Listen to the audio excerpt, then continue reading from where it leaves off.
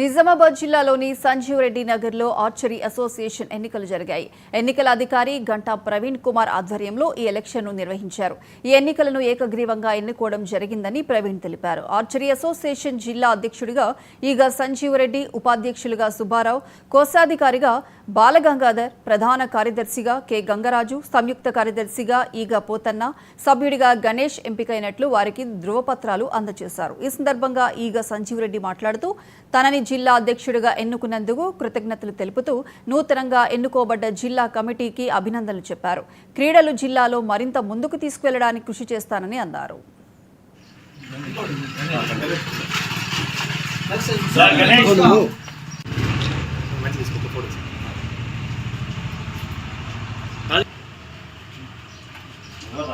District election archery association district ఎలక్షన్లో అబ్జర్వర్గా archery association state secretary Aravind garu ఈ ఎలక్షన్కు అబ్జర్వర్గా రావడం జరిగింది.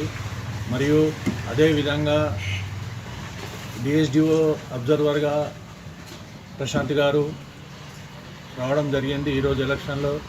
అదేవిధంగా ఒలింపిక్ అసోసియేషన్ నుంచి చైర్మన్ అయిన మా లింగన్న గారు ఇప్పుడు అబ్జర్వర్గా రావడం జరిగింది.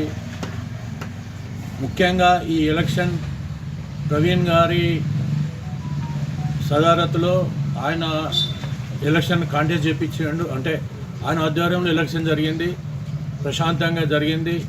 దీంట్లో మమ్మల్ని నన్ను ప్రెసిడెంట్గా ఎన్నుకున్నందుకు అందరికీ కృతజ్ఞత చెప్పుకుంటూ, అదేవిధంగా మా సెక్రటరీ గంగరాజు గారిని కూడా యునానిమస్గా చేసుకున్నాం.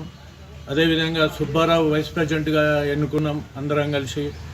District election Nizamabad archery association district archery association నన్ను అబ్జర్వర్గా ఇక్కడ వచ్చినందుకు, అదేవిధంగా ఇక్కడ ఎన్నికలు జరపబడ్డాయి. దీంతో యునానిమస్గా ఎలక్ట్ అయిన వాళ్ళకి ప్రెసిడెంట్గా సంజీవ్ రెడ్డి గారు, వైస్ ప్రెసిడెంట్ ఎంవి సుబ్బారావు గారు, జనరల్ సెక్రటరీ కె గంగరాజు గారు, ట్రెజరర్ బాలగంగాధర్ గారు, జాయింట్ సెక్రటరీ ఈగ పోతన్న గారు, ఎగ్జిక్యూటివ్ మెంబర్ రణ్వీర్, అదేవిధంగా గణేష్ గారు ఎన్నుకోబడడం జరిగింది.